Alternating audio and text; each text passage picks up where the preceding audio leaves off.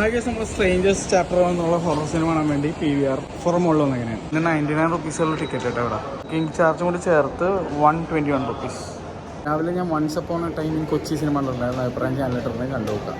ഹൈക്കു എന്ന് പറഞ്ഞ Japanese movie ഇറങ്ങിയിട്ടുണ്ടായിരുന്നു, പറ്റിയെന്ന് കാണാൻ അല്ലെങ്കിൽ നാളെ കാണാം. സ്ക്രീൻ 6-ലാണ്, പൊതുവെ ഞാൻ 7-ൽ എപ്പോഴും മഞ്ഞ സ്ക്രീൻ 6-ലാണ്. അപ്പോൾ സ്ട്രേഞ്ചേഴ്സ് ചാപ്റ്റർ 1 സിനിമ ഉണ്ട്. എങ്ങനെ ഉണ്ടായിരുന്നു വെച്ചാൽ ഒരു നീറ്റ് സിനിമയാണ്, പക്ഷെ ഒരു ഷോർട്ട് ഫിലിം എടുക്കാനുള്ള ഒരു സാധനമേ ഉള്ളതായിട്ട് എനിക്ക് ഫീൽ ചെയ്തുള്ളൂ. സംഭവം എൻഗേജിങ് ആയിരുന്നു എന്ന് വെച്ചാൽ കുഴപ്പമില്ല, എനിക്ക് ഭയങ്കര സംഭവമായിട്ടൊന്നും തോന്നിയില്ല. നിങ്ങൾ സിനിമ കണ്ടവരാണെങ്കിൽ ഈ സിനിമയെ പറ്റിയുള്ള അഭിപ്രായം എങ്ങനെ ഉണ്ടെന്നുള്ളത് ഒന്ന് പറയാം. ഇതിൽ ആക്ടിംഗ് ഒക്കെ നന്നായിരുന്നു, ലീഡ് ആക്ടേഴ്സും ആക്ടേഴ്സും എല്ലാവരും നന്നായിട്ട് അഭിനയിച്ചിട്ടുണ്ട്. ആകെ 5-6 പേരേ ഉള്ളൂ പടത്തിൽ, അതായത് മോഹം കാണിക്കുന്ന ആൾക്കാർ എനിക്ക് തോന്നുന്നു ഒരു വിരലിലെണ്ണാവുന്നവരേ ഉള്ളൂ. അതിൽ മെയിൻ റോള് എന്ന് പറയാൻ 2 പേരേ ഉള്ളൂ ആകെ.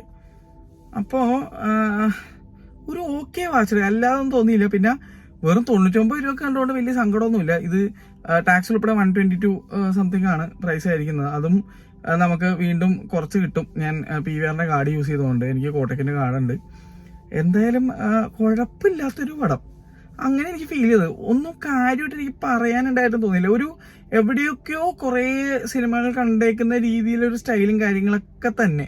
ഞാൻ ഒരു ഈവിൾ ഡെഡ് നമ്മുടെ റീമേക്ക് പോലത്തെ ഒരു പടമാണ് പ്രതീക്ഷ. അതും അല്ലെങ്കിൽ ഒരു എന്താണ് എന്തതിന് പറയണത്, വേറെ എന്തൊക്കെയോ ടൈപ്പ് സംഭവമാണ് ഞാൻ പ്രതീക്ഷ. പക്ഷെ ഇത് വേറെ എന്തൊക്കെയോ ടൈപ്പ് സാധനമായി മാറി. ഹൊററാണെന്ന് വെച്ചാൽ ഹൊററാണ്, പക്ഷെ പ്രേതമുള്ള ഹൊററല്ല. പിന്നെ ക്യാബിൻ ഇൻ ദ വുഡ്സോ അല്ലെങ്കിൽ എന്താ പറയുക ഫ്രൈഡേ ദി 13th അതുപോലെ അല്ല, അത്രയൊന്നും എക്സൈറ്റിംഗ് അല്ല. അതാണ് മെയിൻ പ്രശ്നം എനിക്ക് തോന്നിയത്. ഈ സിനിമ എങ്ങനെയുണ്ടായെന്ന് വെച്ചാൽ എനിക്കൊരു ആവറേജ് അനുഭവമായിട്ട് മാത്രം ഫീൽ ചെയ്തത്. പക്ഷെ അത് ചിലപ്പോൾ എൻ്റെ ഒരു ആസ്വാദനത്തിൻ്റെ ഒരു ഡിഫറൻസ് ഉണ്ടായിരിക്കും, ഞാൻ പ്രതീക്ഷ കാര്യം എനിക്ക് കിട്ടാത്തതുകൊണ്ടായിരിക്കാം. പക്ഷെ സിനിമ മോശമൊന്നുമല്ല, പക്ഷെ ഞാൻ പറയില്ല, ഒരു എൻ്റർടൈനിങ് ആയിട്ടുള്ള ഇങ്ങനെ ഫാക്ടർ ഒരു സംഭവം എനിക്ക് ഫീൽ ചെയ്തു. കുറേ ഇടത്തൊക്കെ എനിക്ക് ലാഗ് അടിച്ചു. പിന്നെ ഇന്ന് വന്ന ഓഡിയൻസ് എനിക്കൊന്ന് അവർ പ്രതീക്ഷ വന്ന ഒരു മുഴുവനുള്ള ഹൊറർ ചിത്രം വിത്ത് ജംപ് സ്കെയർസും അങ്ങനത്തെ സാധനങ്ങളും വയലൻസും ഇതൊക്കെയായിരുന്നു. ഇതിനകത്ത് അങ്ങനെ ഒരുപാട് വയലൻസും ഇല്ല. ഇത് ഒരു ഇല്ലാത്ത പടമാണ്. അതുകൊണ്ട് ഓഡിയൻസ് കുറച്ച് കഴിയുമ്പോൾ അവർക്ക് ബോറടിച്ചിട്ടാണ്. അതുകൊണ്ട് എല്ലാവരും പിറുപിറുക്കുന്നു, സംസാരിക്കുന്നു. കുറച്ച് പേടിപ്പെടുത്തുന്നതെന്ന് പറയാൻ പറ്റില്ല, ഞെട്ടുന്ന 2-3 സീനുകളുണ്ടായിരുന്നു. പക്ഷെ വളരെ പ്ലെയിൻ ഫ്ലാറ്റ് ആയിട്ടുള്ളൊരു പടം. എക്സൈറ്റിംഗ് ആയിട്ട് ഭയങ്കര ട്വിസ്റ്റോ ഒന്നും സംഭവിക്കുന്നില്ല. പക്ഷെ അതിന് മറ്റൊരു കാരണം ഉണ്ടെന്ന് എനിക്ക് തോന്നി. കാരണം ഇത് ബേസ്ഡ് ഓൺ ട്രൂ സ്റ്റോറി ആണെന്ന് അവർ ആദ്യമേ പറയുന്നുണ്ട്. അപ്പോൾ ബേസ്ഡ് ഓൺ ട്രൂ ഇവന്റ്സ് ആയതുകൊണ്ട് തന്നെ അവർ മസാല ഒന്നും ചേർത്തിട്ടില്ല എന്ന് തോന്നുന്നത്. നടന്ന സംഭവം അങ്ങനെ ഞാൻ കാണിച്ചേക്കണമെന്നുണ്ട്. ഇത് ചാപ്റ്റർ 1 ആണ്, ടു ബി കണ്ടിന്യൂഡ് ആണ്. അത് മാത്രമല്ല ഇതിൻ്റെ എൻഡിങ് അല്ല, അത് പറഞ്ഞാൽ ശരിയാവില്ല, അതുകൊണ്ട് ഞാൻ പറയാനുള്ള. എന്തായാലും സീക്വൽ ഉണ്ട്, പക്ഷേ എക്സൈറ്റിംഗ് ആയിട്ട് ഫീൽ ചെയ്തില്ല എനിക്ക്. മേ ബി എൻ്റെ കുഴപ്പമായിരിക്കാം. നിങ്ങൾ സിനിമ കണ്ടവരാണെങ്കിൽ അഭിപ്രായം പറയാം. എന്തായാലും ഇന്ന് എനിക്ക് 2 സിനിമയും കൂടി ഉണ്ട്.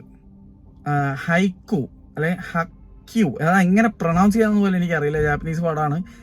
എനിക്കത് തിയേറ്ററിൽ കാണാൻ തോന്നി, ഞാൻ ടിക്കറ്റ് ബുക്ക് ചെയ്തു. അതും 99 റുപ്പീസേ ഉള്ളൂ.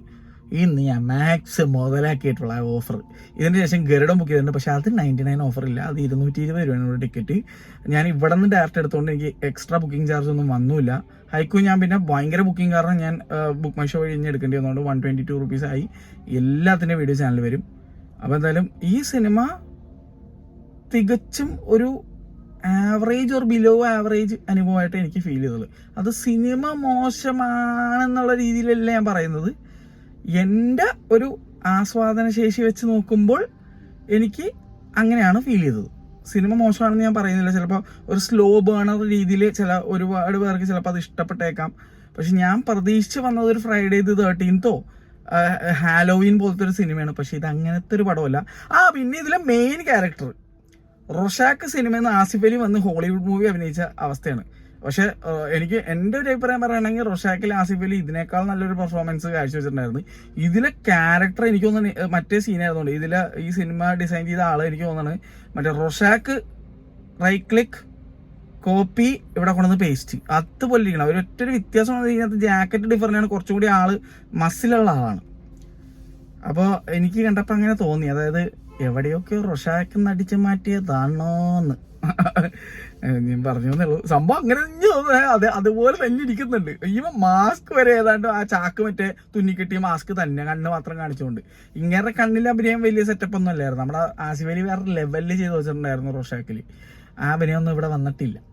അപ്പൊ നമ്മുടെ മലയാള നടന്മാര് ഹോളിവുഡ് നടന്മാരൊക്കെ നന്നായിട്ട് ചെയ്യുന്ന അവസരങ്ങളുണ്ട് എന്ന് ഇങ്ങനത്തെ സിനിമ കണ്ടപ്പോൾ മനസ്സിലായി. എനിക്കങ്ങനെയാണ് തോന്നിയത്. എന്തായാലും അത് പറയുന്നു. അപ്പോൾ അടുത്ത സിനിമ കാണാൻ പോട്ടെ. അതിന് വേണ്ടി എന്തെങ്കിലും കഴിക്കണം. അപ്പോൾ കഴിച്ചിട്ട് അടുത്ത പടമായ ജാപ്പനീസ് പടം തിയേറ്ററിൽ പോയി കാണട്ടെ. എൻ്റെ അഭിപ്രായമായിട്ടേക്കാം.